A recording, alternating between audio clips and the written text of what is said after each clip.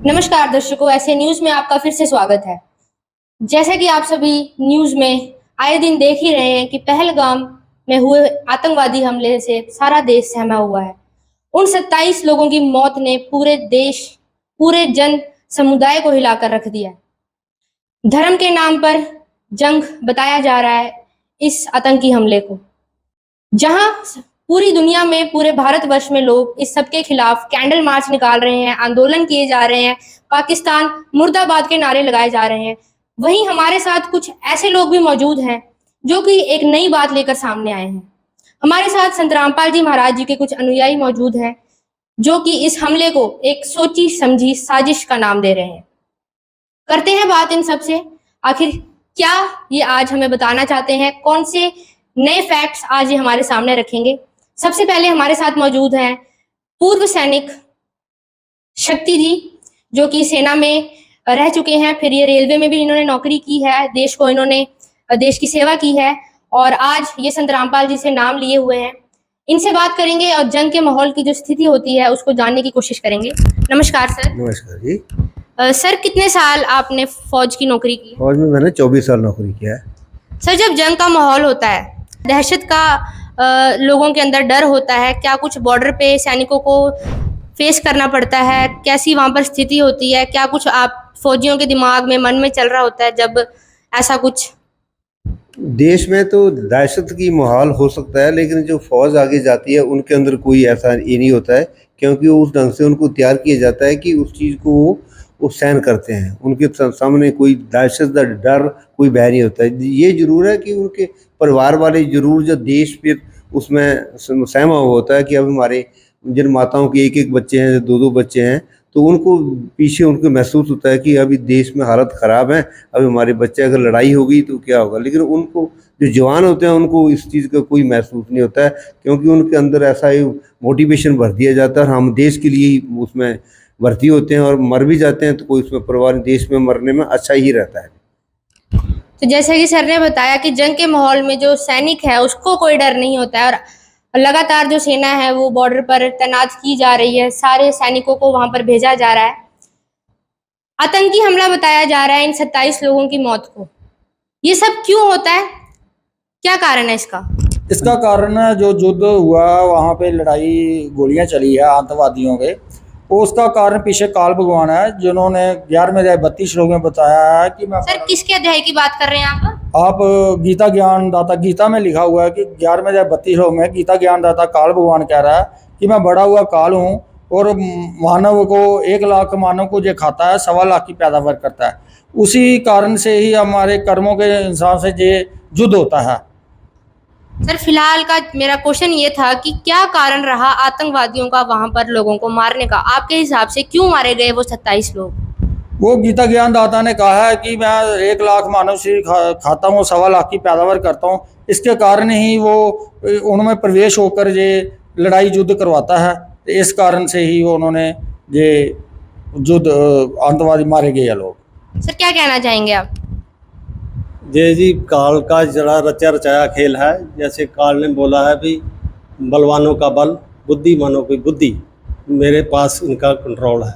ठीक है, बाकी समय समय पर ऐसी घटनाएं करवाता रहता है। सर, क्या ऐड करना चाहते हैं आप? मैं इसमें ये कहना चाहता हूँ कि जैसे द्वापर में महाभारत का युद्ध हुआ था, उसमें तो कोई हिंदू मुसलमान तो कोई जो धर्म वाले कोई नहीं थे, उसमें भी 18 करोड़ आदमी मारे गए थे।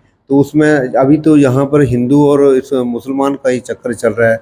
तो ये काल की रची रचाई खेल है और उसमें 18 करोड़ आदमी जो ना मर गए थे, युद्ध के अंदर थे। तो ये उसमें एक गीता के अंदर तो 11 अध्याय 32 में बोलता है मैं काल हूँ और सबको खाने आया हूँ। तो ये वो जो भगवान है, उस भगवान का ये खेल है, उसका नाम काल है। एक और बात आम जो जनता है वो उठा रही है इसको, कि जैसे कि इलेक्शन आने वाले हैं तो कुछ राजनीतिक पार्टियां ये सब हमले करवा रही हैं। इसके पीछे कहीं ना कहीं देश की ही कुछ राजनीतिक पार्टियां जो है वो जुड़ी हुई हैं। क्या आपका क्या इस पर विचार है? क्या राजनीतिक पार्टियां ये सब करवा रही हैं? जी, ये गीता जी में बताया कि 3 पुरुष हैं, जो सरपुरुष है वो 21 ब्रह्मांड का मालिक है। तो वो ही ये सब करवा रहा है कि मानो उसको श्राप मिला के उसको मानव शरीर उसने खाने तो लाख सवा लाख पैदा करेगा, लाख उसको खाना है, तो फिर अपना आहार वो कैसे करेगा? ये सब करवा कर ही करेगा अपना आहार। कहीं युद्ध कराएगा, कहीं क्या एक्सीडेंट में मरे, कहीं कुछ हो रहा है, तो ये सब काल भगवान ही करवा रहा है। एक और बात सामने आ रही है कि वहां पर धर्म के नाम पर लोगों को मारा गया। नाम पूछा, जो हिंदू थे उनको गोली मारी गई, जिनको कलमा पढ़नी आती थी उनको छोड़ दिया गया।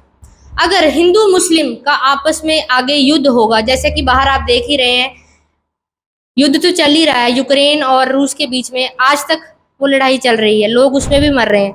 अगर हिंदू मुस्लिम का आपस में युद्ध होगा, किसकी जीत होगी और किसकी हार होगी?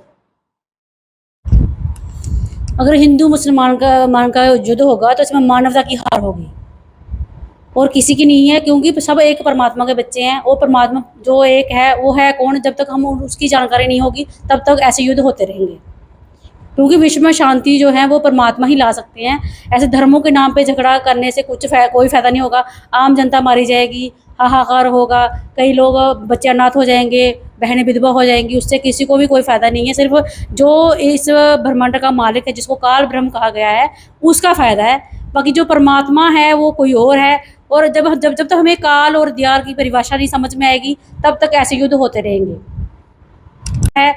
और जब जब जब तक हमें काल और दियार की परिभाषा नहीं समझ में आएगी तब तक ऐसे युद्ध होते रहेंगे। कब तक ये चीज चलेगी? कब तक नरसंहार ऐसे ही होता रहेगा? मैम, जैसे आप खुद ही सोचो, पहले एक वृद्ध 190 साल उम्र व्यतीत करके मरते थे और आजकल अकाल मृत्यु चरम सीमा पर है। जो व्यक्ति 2 दिन पहले शादी का जश्न मना रहे थे, आज वह शादी का मातम देख रहे हैं। उनको क्या पता था कि ये खुशियों के पल कुछ ही समय के लिए हैं।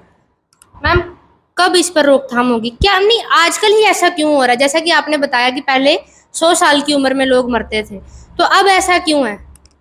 मैम, कबीर परमात्मा ने बोला था कि 5505 जब कलयुग बीत जाए, महापुरुष फरमान फिर जगतारन को आए। और ये भी लिखा हुआ है कि बाहर में पंथ में हम ही चल आए, सभी पंथ मिटाकर एक ही पंथ चलाएं। और ये जो टाइम है ना, कबीर परमात्मा ने भक्ति का टाइम बता रखा है और काल का भी प्रभाव इस टाइम पे बहुत ज़्यादा है। कि आप क्या कहना चाहते हैं? नहीं, जैसे बहन ने बताया कि भक्ति युग चल रहा है, तो भक्ति तो सारे कर रहे हैं, लेकिन भक्ति और भक्ति में बहुत अंतर है। जो मतलब जो काल की रेंज में रहेंगे वो उनके साथ ऐसा होता ही रहेगा। जो पूर्ण परमात्मा, जो जिसको हमने दयाल बता रही हूँ मैं, उसकी शरण में जाएंगे तब इन दुखों का निवारण होगा। जो हमारे संत रामपाल जी महाराज बताते हैं कि जो शास्त्रों के अनुकूल भक्ति करेंगे उनके ऊपर काल ऐसे अटैक नहीं करेगा। जो बताते हैं कि परमात्मा एक है, वो कौन है? वो कबीर साहब परमात्मा है। वो चारों ही वेदों में प्रमाण है कि कबीर साहब भगवान है।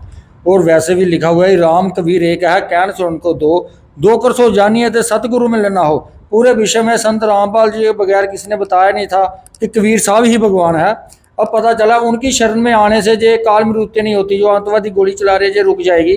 सिर्फ एक संत रामपाल जी है जिनके से नाम दीक्षा लेकर वो शास्त्र अनुसार भक्ति करवाते हैं, और उनके कोई भी ऐसे काम नहीं होते जो घरों में ये क्लेश वगैरह हो, जो मतलब कि काल की मृत्यु नहीं होती है, काल मृत्यु नहीं होती है उसमें। तो इसलिए संत रामपाल जी महाराज से नाम दीक्षा लेकर और अपना कल्याण करवाएं। जी सर।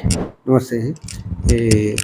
600 साल ना परमात्मा कबीर जो आए हुए थे, उनके उस साथ भी बहुत बड़े अत्याचार हुए थे। तो उन्होंने अपने ऊपर किए हुए अत्याचारों का ज्ञान से उनको सब तो ये किया, मतलब निराकरण किया। और बाद में जो उनके ऊपर अत्याचार करते थे, बहुत आदमियों ने उनके ऊपर अत्याचार करना छोड़ दिए। और वो ज्ञान आधार से आदमी के ज्ञान को, मतलब बुद्धि को परिवर्तित किया, और ऐसा ही उससे आदमी बुराई छोड़ देता है। और ऐसा ही उन्होंने किया।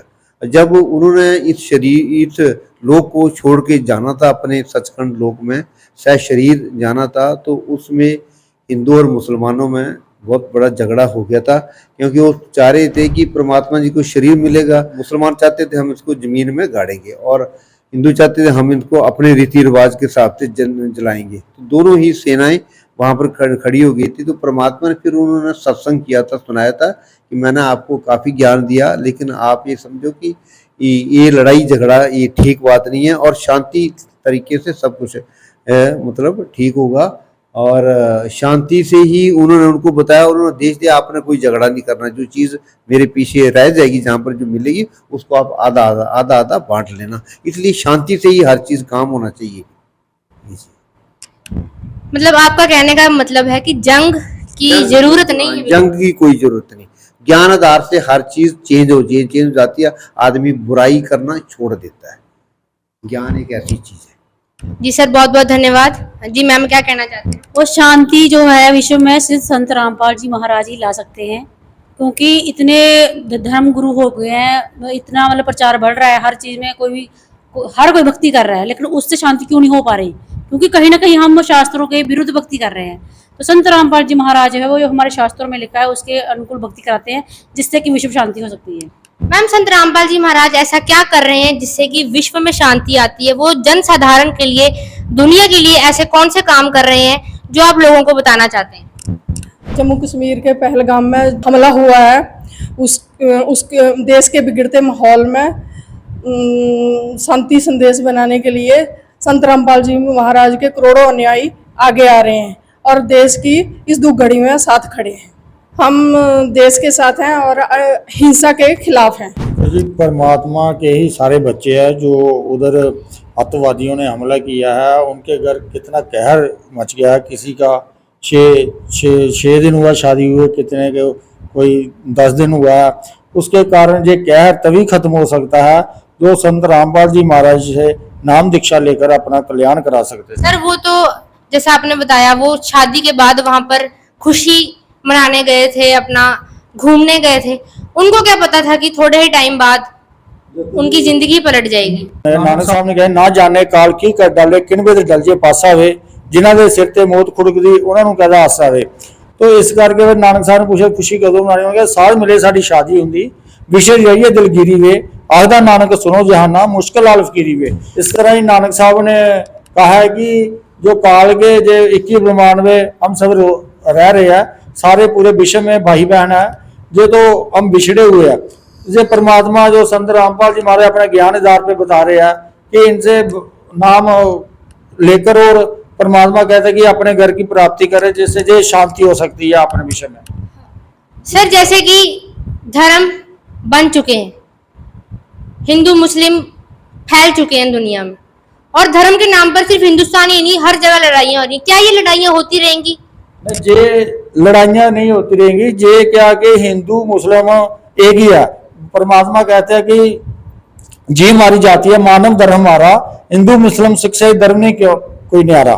परमात्मा कहते हैं ये मुसलमान है, चाहे ईसाई है, चाहे सिख है, ये कुछ थोड़े राजनीति में पड़ जाते हैं, भड़काऊ होते हैं, बाकियों को भी भड़का देते हैं। लेकिन मुसलमान या हिंदू मुसलमान कोई गलत नहीं है, वो भी हमारे ही भाई बहन है। इसके कारण वो कोई भी नाम दीक्षा लेकर अपनी शांति के रास्ते संत रामपाल जी महाराज। विश्व में शांति कब होगी, कब स्थापित होगी, कैसे स्थापित होगी? ये जी एक बहुत सारे भविष्यवक्ताओं की भविष्यवाणी है कि एक भारत का एक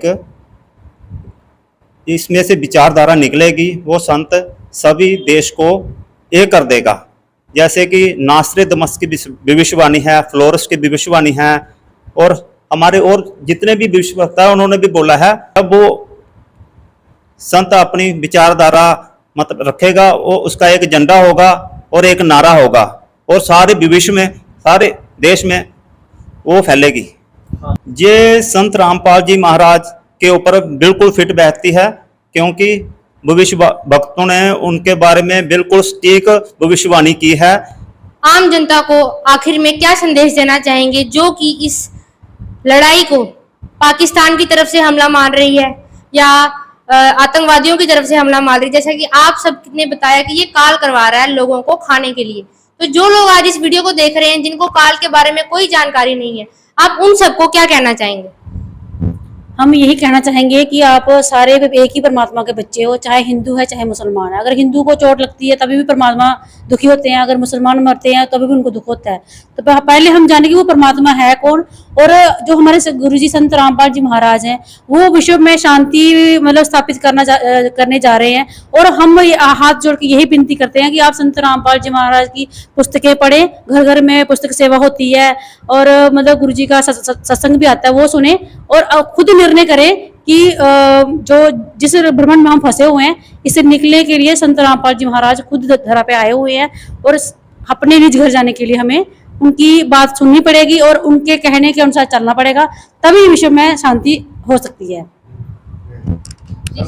ये जो है ना, ये राजनीतिक षड्यंत्र नहीं है, ये एक आध्यात्मिक षड्यंत्र है। जैसे भाई साहब ने बोला था 11/32 में कि मैं बड़ा हुआ काल हूं, सब लोगों को खाने के लिए आया हुआ हूं। ये सिर्फ काल ही करा रहा है।